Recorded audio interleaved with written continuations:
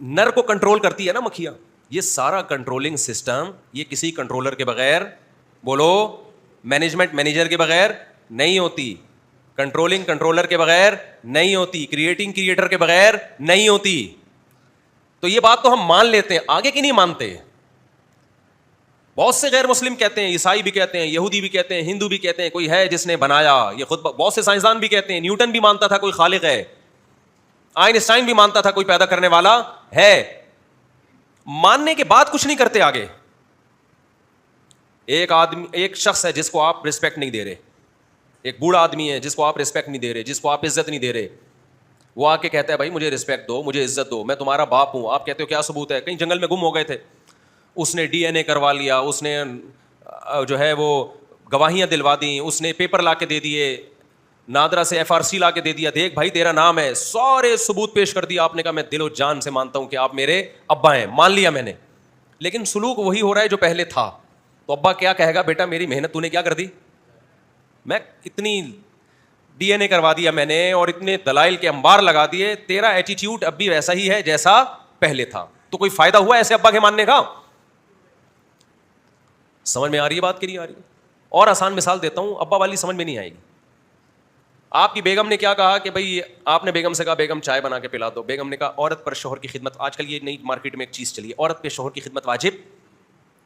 یہ آج کل کے بعض اسکالرز ہیں نا, نہ ساس کی خدمت واجب ہے, نہ شوہر کی خدمت واجب ہے, کچھ بھی لازم کسی پہ بھی نہیں ہے. وہ گوروں والا سیٹ اپ لانا چاہ رہے ہیں کہ بیوی اپنی چائے خود بنا رہی ہے, میاں اپنی چائے خود بنا رہا ہے, وہ اپنا خود کما رہی ہے, یہ اپنا خود کما رہی ہے, کوئی ریلیشن آپس میں گیا. اور بعض لوگوں نے یہ بھی کہنا شروع کر دیا ساس سسر کا اسلام میں کوئی رشتہ ہی نہیں ہے. اتنا بڑا جرم ہے بھائی یہ الفاظ کہنا, قرآن کے تم آیتوں کو چینج کر رہے ہو, خاندانی نظام کو آپ تباہ کر رہے ہو. موضوع سے ہٹ کے بات کر رہا ہوں, لیکن پھر یہ موضوع بنا کے یہ باتیں آتی نہیں ہیں. قرآن کے الفاظ دیکھو, سورہ فرقان میں هو الذی خلق من الماء بشرا, اللہ وہ ذات ہے جس نے غلیظ پانی سے تمہیں پیدا کیا. آگے قرآن کہتا ہے اتنی عزت دی ہے, فجعلہ نسبا وصہرا, نسب والا بھی بنایا, ددیال ننیال والا, اور سسرال والا بھی بنایا. تو سسرال کا کوئی رشتہ ہی نہیں ہے. قرآن تو دو ہی رشتوں کو ہائی لائٹ کر رہا ہے کہ میں نے تجھے عزت دی ہے پانی سے بنا کے. غلیظ پانی تھا, کپڑوں پہ لگتا, ناپاک ہو جاتے, جسم سے نکلتا ہے, غسل فرض ہوتا ہے. اس غلیظ پانی کو اس خدا نے ایسی, یہ خدا کے وجود کی بھی دلیل ہے, آٹومیٹیکلی یہ کام ہوتا ہے. تو ایک پانی کو, ناپاک پانی کو اتنی عزت نہیں ملتی آٹومیٹیکلی.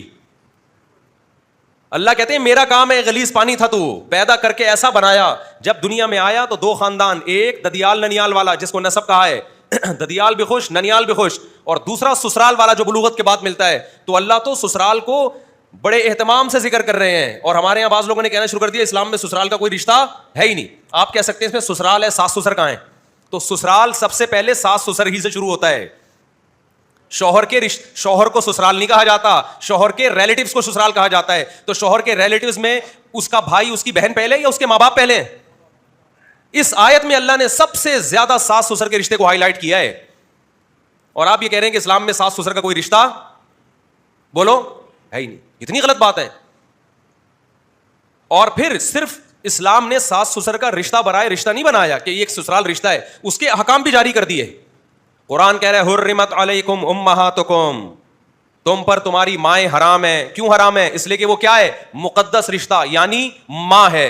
اسی طرح قرآن کہتا ہے وامہات نسائکم, تمہاری بیوی کی ماں بھی تم پر کیا ہے, حرام ہے. اسی طرح عورت پہ شوہر کی ماں بھی کیا ہے, شوہر کا باپ بھی کیا ہے, حرام ہے. اس لیے کہ اس کو اللہ تعالیٰ باپ کا مقام دے رہے ہیں سسر کو, اور ساس کو ماں کا مقام دے رہے ہیں, تبھی ان سے نکاح کو حرام کر رہے ہیں. تو آپ کہہ سکتے ہیں کہ اسلام میں ساس سسر کا کوئی رشتہ ہی نہیں ہے.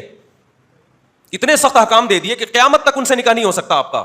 تو نکاح نہ ہونا یہ کس بیس پہ ہے؟ یہ ان کے احترام کی بیس پہ ہے. تو ماں کا درجہ دیا جا رہا ہے ساس کو, اور سسر کو کس کا درجہ دیا جا رہا ہے, باپ کا درجہ دیا جا رہا ہے. تو آج ہمارے ہاں جو خاندانی نظام ہے نا, بس عورت کے حقوق کے نام پہ اس کو باغی بنانے کی کوشش ہو رہی ہے. اس سے عورت کو حقوق نہیں ملیں گے, مرد اور عورت کا رشتہ کیا ہو جائے گا, خراب.